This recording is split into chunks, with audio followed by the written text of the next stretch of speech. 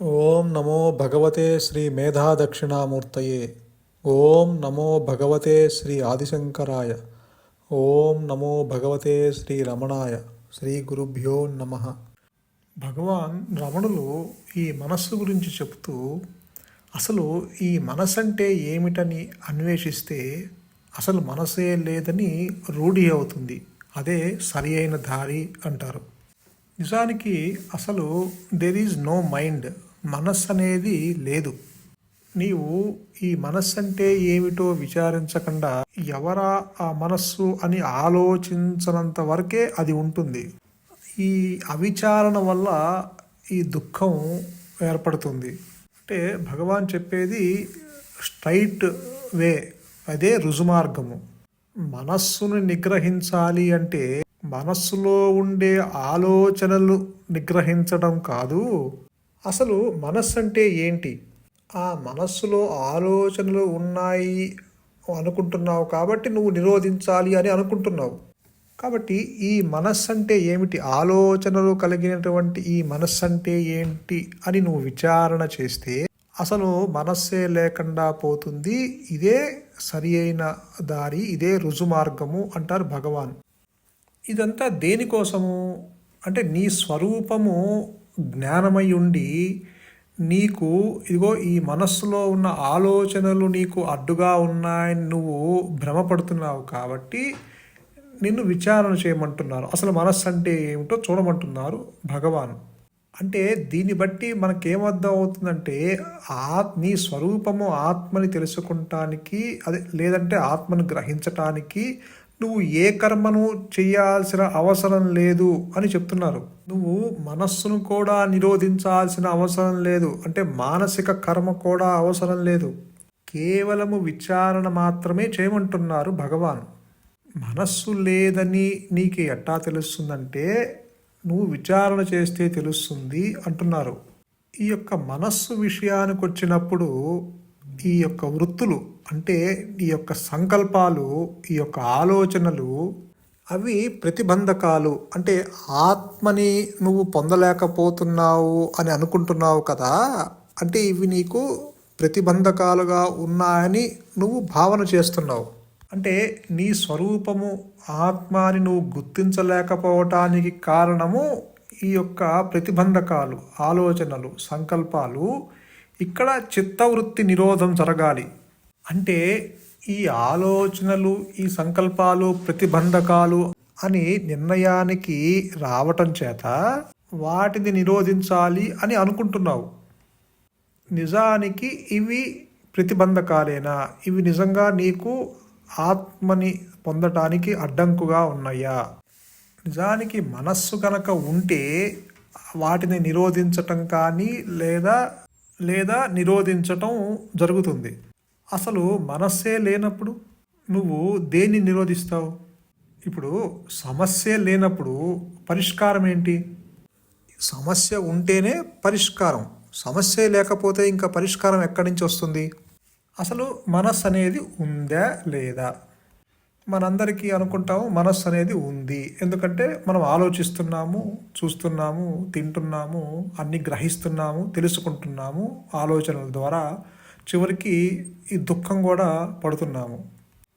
మన రోజు జరిగే అనుభవంలోంచే మనము ఇదిగో ఈరోజు నాకు ఎందుకో మనస్సు బాగాలేదు, ఈరోజు నాకు సరిగ్గా లేదు, లేదంటే నువ్వు అరే ఈరోజు నాకు చాలా ఆనందంగా ఉంది, ఈరోజు నా మనసు చాలా సంతోషంగా ఉంది, ఉల్లాసంగా ఉంది అని చెప్తున్నాము. అంటే మనస్సు ఉందనే అనుకుంటున్నాము. ఓకే, మనస్సు ఉంది, సత్యము అనుకుంటే మనస్సే గనక సత్యము అయితే, సత్యము అన్నావు అంటే సత్యమైంది ఏదైనా సరే, మనస్సనే కాదు ఏదైనా సరే అది 3 కాలాల్లోనూ ఉండాలి. అప్పుడే అది సత్యం అవుతుంది. ఈ మనస్సు 3 కాలాల్లోనూ ఉందా అనేది ప్రశ్న. మరి మనము ఎవరికి వారు దీని గురించి విచారం చేస్తే మరి మనస్సు 3 కాలాల్లోనూ ఉందా? 3 కాలాల్లోనూ అంటే ఇప్పుడు జాగ్రత్తావస్థ, స్వప్నావస్థ, సుషుప్తి, గాఢ నిద్ర తీసుకున్నావు అనుకోండి. ఇప్పుడు జాగ్రత్తావస్థలో నువ్వు మేల్కొన్నప్పుడు నీ మనస్సు ఉంది, నీకు దేహస్ఫురణ ఉంది. స్వప్నావస్థలో నీ మనస్సు ఉంది, కానీ అక్కడ దేహస్ఫురణ లేదు. అలానే నువ్వు గాఢ నిద్రలో సుషుప్తిలో నీ మనస్సు లేదు, దేహము లేదు. సత్యము అంటే 3 అవస్థల్లోనూ మారకుండా ఉండేదే సత్యము. మరి ఇందాక మనస్సు ఉంది అంటున్నాం కదా, అది సత్యము అనుకుంటున్నాం కదా. మరి గాఢ నిద్రలో నీ మనస్సు ఎక్కడికి వెళ్ళింది? నీ మనస్సే గనక నిజమైతే 3 అవస్థల్లోనూ ఉండాలి. అంటే గాఢ నిద్రలో నీ మనస్సు లేదు, నీ దేహము లేదు. నువ్వు ఆ రెండింటినీ పక్కన పడేసి హాయిగా పడుకుంటున్నావు. నువ్వు మేల్కొన్నప్పుడు, నువ్వు జాగృతావస్థలో అక్కడ నీ మనస్సు అశాంతికి లోనైనప్పుడు ఏం చెప్తున్నావు? నా మనస్సు బాగాలేదు, లేదంటే నా మనస్సు బాగా ఉల్లాసంగా ఉంది, చాలా సంతోషంగా ఉంది ఈరోజు అంటున్నావు కదా. నీకు అన్ని ఆలోచనలు, నువ్వు జాగృతావస్థలో అన్నిటినీ ఆలోచనలను గమనిస్తూ ఉన్నావు కదా. నీకు వచ్చే ప్రతి ఆలోచనని నువ్వు తెలుసుకుంటున్నావు కదా. మనస్సు అంటే ఏం లేదు, ఆలోచనల యొక్క సమూహము, నీ యొక్క సంకల్పాలు. నువ్వు ఆలోచన ద్వారా నువ్వు అన్నిటినీ గుర్తిస్తూ తెలుసుకుంటున్నావు. మరి గాఢ నిద్రలో ఈ ఆలోచనలన్నీ ఎటుపోయినాయి? కాబట్టి సుషుప్తిలో మనస్సు లేదు. గాఢ నిద్రలో నీకే గనక ఆలోచనలు గనక వస్తే ఇక నీకు నిద్ర పట్టదు, నువ్వెప్పుడూ నిద్రపోలేవు ఇంకా. అంటే అక్కడ తాత్కాలికంగా నీ మనస్సు అణిగింది, లయమైంది. అదే జాగ్రత్త అవస్థలో మళ్ళీ నీ మనస్సు మేల్కొని నువ్వు అన్నిటినీ ఆలోచనల ద్వారా తెలుసుకుంటున్నావు, గుర్తిస్తున్నావు, దుఃఖపడుతున్నావు, సంతోషపడుతున్నావు. కాబట్టి 3 అవస్థల్లోనూ మారుతున్న ఈ మనస్సు ఒక దాని మీద ఆధారపడి ఉన్నది. ఏదైతే మారుతూ ఉంటుందో అది మిథ్య. ఒక దాని మీద ఆధారపడి అవి ప్రకాశిస్తున్నాయి. ఇవన్నీ దేని మీద ఆధారపడి ఉన్నాయి అంటే అదిగో ఆ జ్ఞానం మీద ఆధారపడి ఉన్నాయి. కాబట్టి ఆధారపడే ఏ వస్తువైనా మిథ్యే. అంటే ఒక దాని మీద ఆధారపడుతూ ప్రకాశిస్తున్న ఏ వస్తువైనా అది చివరికి మనస్సు అయినా సరే పుట్టుక ఉంటుంది, మరణం ఉంటుంది, అది ఎప్పుడైనా నశిస్తుంది. అంటే నీ మనస్సులో కలిగే ప్రతి ఆలోచన కూడా అప్పటికప్పుడు పుట్టి మళ్ళీ వెంటనే అది చనిపోతుంది, నశిస్తుంది. అంటే ఈ ఆలోచనలకి చావు పుట్టుకలు ఉన్నాయి. ఎందుకంటే అది ఒకదాని మీద ఆధారపడి ఉంది కాబట్టి. ఏదైతే పుట్టి నశిస్తుందో అది అశాశ్వతము, అనిత్యము, అది సత్యము కాదు. అంతెందుకు, నేను అంటే ఇప్పుడు మీరు దేహం అనుకుంటున్నారు కదా, మరి ఈ దేహానికి కూడా ఒక ఎక్స్పైరీ డేట్ ఉంది, చావు పుట్టుకలు ఉన్నాయి.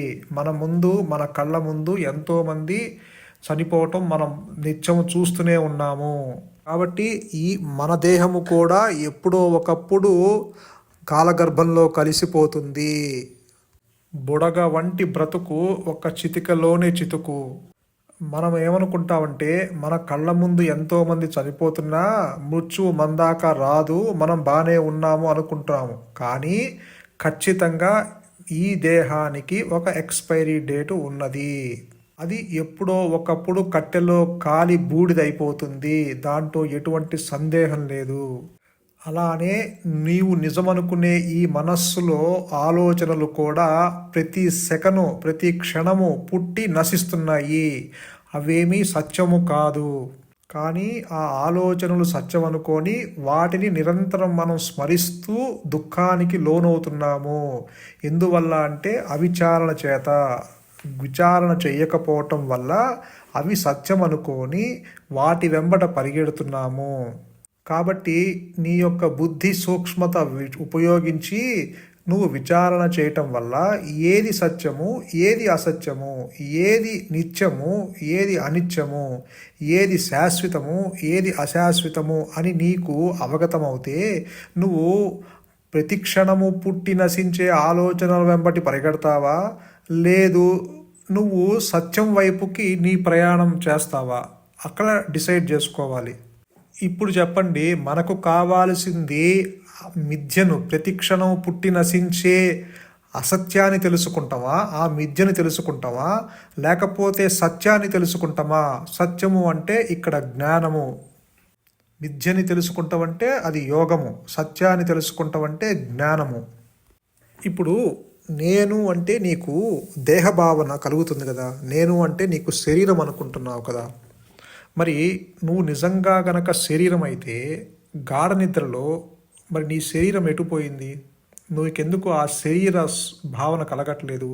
ఆ దేహ స్ఫురణ ఎందుకు కలగట్లేదు? అంతెందుకు, నువ్వు ప్రతిరోజు పూజించే ఆ భగవంతుణ్ణి కూడా వదిలేసి హాయిగా పడుకుంటున్నావు కదా, నీ దేహాన్ని కూడా వదిలేసి పక్కన పడుకుంటున్నావు కదా. మరి నిజంగా నేనే గనక శరీరం అయితే అక్కడ నీకు ఆ శరీర స్పృహ ఉండాలి కదా. అలాగే నీకు ఒక స్వప్నం వచ్చింది, స్వప్నావస్థ తీసుకున్నావు అనుకోండి, నీకు ఒక స్వప్నం వచ్చింది. ఆ స్వప్నంలో నీవు లండన్ వెళ్ళావు. లండన్ వెళ్ళి చక్కగా ఆ యొక్క పెద్ద పెద్ద బిల్డింగులు, ఆ యొక్క దీపకాంతులు, ఆ లైట్లు అవన్నీ చూస్తున్నావు. చూసి చాలా ఎంజాయ్ చేస్తున్నావు.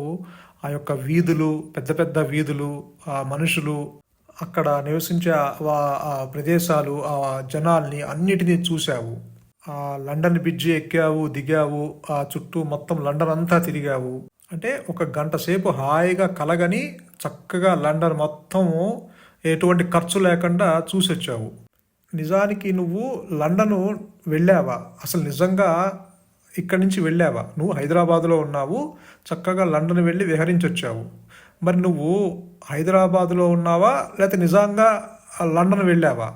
అంటే నువ్వు హైదరాబాదులోనే నీ ఇంట్లోనే నీ మంచం మీదే ఉండి చక్కగా వెళ్ళి విహరించావు. అంటే దీని అర్థం ఏంటి? నువ్వు గనక దేహం అయితే గనక నీ దేహము నువ్వు పడుకునే మంచం మీద ఉండకుండా నీతో పాటు లండన్ వెళ్ళి అక్కడ విహరించి గంట సేపు రావాలి. మళ్ళీ అదే దేహంతో నువ్వు వెనక్కి వచ్చి మళ్ళీ మంచం మీద పడుకోవాలి. అలా జరుగుతుందా? జరగట్లేదు కదా. అంటే నువ్వు మంచం మీదే ఉన్నావు, నువ్వు ఆ దేహంతోనే ఉన్నావు, కానీ చక్కగా లండన్ వెళ్ళి విహరించి వచ్చావు. అంటే నువ్వు ఇక్కడ దేహంతో నువ్వు ఎటువంటి లింకు పెట్టుకోకుండా పడుకున్నావు. అంటే నువ్వు దేహాన్ని కాదనే కదా అర్థము. అంటే గాఢ నిద్రలో చక్కగా దేహస్ఫురణ లేకుండా పడుకున్నావు. అలానే స్వప్నంలో దేహాన్ని ఇక్కడ వదిలేసేసి ఎక్కడో విహరించావు. ఒకవేళ నువ్వు నిజంగా దేహం అయితే నీతో పాటు నీ దేహం కూడా లండన్ వెళ్ళి ట్రావెల్ చేసి అక్కడ అంతా అనుభవించి మళ్ళీ వెనక్కి రావాలి. అది జరగట్లేదు. అంటే ఇక్కడ అక్కడ కూడా నువ్వు దేహానివి కాదు. ఇప్పుడు నువ్వు జాగృత అవస్థ తీసుకున్నావు. జాగృత అవస్థలో నువ్వు దేహాన్ని ఎలా సంబోధిస్తున్నావు? ఇప్పుడు నీకు ఏదన్నా కడుపులో నొప్పి వచ్చింది, నీ శరీరంకి ఎక్కడో కడుపులో లేకపోతే నీ చేతికో కాళ్ళకో నొప్పి వచ్చింది. ఏమని చెబుతావు డాక్టర్ దగ్గరికి వెళ్ళి? ఇదిగో నా శరీరానికి నా కడుపులో ఏదో నొప్పి వచ్చింది, లేకపోతే నా కాలుకు నొప్పి వచ్చింది, నా చేతికి నొప్పి వచ్చింది అంటున్నావు, కానీ నేనుకు నొప్పి వచ్చింది అనట్లేదు కదా. అంటే నువ్వు శరీరాన్ని విడిగా ఉండి సంబోధిస్తున్నావు. నా శరీరం అంటున్నావు. అంటే నువ్వు వేరు, శరీరం వేరే కదా అక్కడ. అంటే జాగృతావస్థలో నీవు శరీరం కాదు, స్వప్నావస్థలో నువ్వు శరీరం కాదు, అలానే సుషుప్తిలో కూడా నువ్వు శరీరానివి కాదు. సరే, శరీరాన్ని మనము శరీరం కాదు, దాన్ని నిషేధించాము, పక్కన పెట్టేద్దాం. మరి ఎవరు నువ్వు? నువ్వు ఇప్పుడేమని చెప్తావు? నేను మనస్సుని అంటావు. మనస్సు అంటే ఏంటి? నథింగ్ బట్ ఆలోచనల యొక్క సమూహము. మరి నువ్వు ప్రతి ఆలోచనల్ని నువ్వు గమనిస్తున్నావా లేదా? నీకు ఇప్పుడు ఏదో అరుణాచలం వెళ్ళి గిరి ప్రదక్షిణ చేయాలి అన్న ఒక ఆలోచన వచ్చింది. ఆలోచన రాగానే ఏం చేశావు? టికెట్ బుక్ చేసుకున్నావు, చక్కగా గిరి ప్రదక్షిణ చేసి మళ్ళీ హైదరాబాద్ వచ్చావు. అంటే ఏంటి దీని అర్థం? నువ్వు ఆ ఆలోచనని గమనించి ఆ ఆలోచనని కార్యరూపం దాల్చావు. అంటే నువ్వు ప్రతి ఆలోచనని నువ్వు గమనిస్తున్నావు, తెలుసుకుంటున్నావు. అంటే నువ్వు విడిగా ఉండి ఆలోచన తెలుసుకుంటున్నట్టే కదా అర్థము. అంటే నువ్వు ఆలోచన కూడా కాదు. అంటే దేహం నువ్వు కాదు, ఆలోచనలు నువ్వు కాదు, అంటే మనస్సు కూడా నువ్వు కాదు. ఇంకొంచెం వెనక్కి వస్తే ఇప్పుడు నాకేం తెలియట్లేదు, నాకు అక్కడంతా ఒక రకమైన బ్లాంక్నెస్, ఖాళీగా ఉంది, ఉంది, అది మాత్రమే నాకు తెలుస్తుంది అంటావు. అంటే నువ్వు కొద్దిగా విచారం చేయటం వల్ల నువ్వు దేహం కాదు, మనస్సు కాదు అని వెనక్కి వచ్చినప్పుడు నీకు అక్కడ ఖాళీగా ఉంది, అది మాత్రమే తెలుసుకుంటున్నావు అని చెప్తున్నావు. అంటే దీని అర్థము ఆ ఖాళీని కూడా గుర్తించేవాడు ఒకడున్నాడు. లేదంటే నువ్వు నాకు ఖాళీగా శూన్యం కనిపిస్తుంది, నాకు బ్లాంక్నెస్ కనిపిస్తుంది, అక్కడ నాకు ఇంకేం కనిపించట్లేదు అంటున్నావు కదా. అంటే అక్కడ ఆ అనేవాడు ఎవడో దాన్ని గుర్తించి నువ్వు చెప్తున్నావు. అంటే ఆ ఖాళీని కూడా గుర్తించేవాడు ఎవడో ఉన్నాడు. అంటే ఇలా నువ్వు ఏదైతే నువ్వు కాదో కాదో కాదో అని నువ్వు ప్రతిదాన్ని నిషేధిస్తూ వస్తున్నావో, చివరికి దేన్నైతే నువ్వు నిషేధించలేవో అదే నీ స్వరూపము అంటున్నారు శంకరులు కూడా. అంటే మనము కొంచెం విచారణ చేస్తేనే దేహం నువ్వు కాదు, మనస్సు నువ్వు కాదు, అలానే అన్నిటినీ మనం ప్రతిదాన్ని నిషేధిస్తూ ఏదైతే మనం నిషేధింపబడ చేయలేదో అదే నా స్వరూపం అని చెప్తున్నారు. కాబట్టి అంటే ఇప్పుడు మనము వీటన్నిటినీ తెలియటానికి ఏదైతే ఆధారంగా ఉన్నదో అదే నీ స్వరూపము, అదే జ్ఞానము, అదే ఆత్మ, అదే స్వయం స్ఫురతి, స్వయం ప్రకాశమైనది. అక్కడ రెండవది లేదు. కాబట్టి మనస్సు అనేది నిజంగా లేదు, కానీ లేనిది ఉన్నట్లుగా భ్రమ కలుగుతుంది. అదే మిథ్య. ఒకవేళ గనక మనస్సు ఉంటే ఇందాక చెప్పిన 3 అవస్థల్లోనూ అది ఉండాలి. అంటే అప్పుడు అది సత్యం అవుతుంది. ఎందుకంటే సత్యం అంటే మనం ఏం చెప్పుకుంటున్నాము, అన్ని కాలాల్లోనూ సంబంధం లేకుండా అది ఉండాలి, మారకుండా ఉండాలి. కానీ ఇక్కడ మనస్సు మారుతూ ఉంది కదా, మారేది ఎట్టా సత్యం అవుతుంది? అది అసత్యం అవుతుంది, అది అనిత్యము కూడా. కాబట్టి మనస్సుని నిగ్రహించాలి, మనస్సును తొలగించాలి అంటే అది పోదు. ఎందుకంటే లేనిది పోయే అవకాశం లేదు కదా. నువ్వు ఎంత ప్రయత్నమన్నా చెయ్యి, లేనిది ఎట్టా పోతుంది? ఇప్పుడు రజువులో సర్పము ఉంది అని నువ్వు నిర్ణయం చేసిన తర్వాత ఆ మిథ్య అయిన సర్పాన్ని నువ్వు పోగొట్టలేవు. ఎంత చేసినా నువ్వు దాన్ని తొలగించలేవు అక్కడి నుంచి.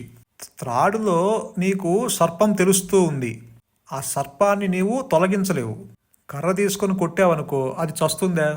బండ ఎత్తి దాని మీద వేసావనుకో అది పోతుందా? నువ్వు తరిమావనుకో అది పరిగెడుతుందా? ఏది జరగదు. ఎందుకు జరగదంటే అది లేదు కదా, అక్కడ లేదు కదా, ఉంటే పోతుంది. కాబట్టి త్రాడుని చూసి నువ్వు సర్పం అనుకున్నావు, అది నీ భ్రాంతి. ఉంటుందేమో అన్న ఆలోచన అదొక వృత్తి. వాస్తవానికి అక్కడ పాము లేదు, నువ్వేం చేసినా పోదు.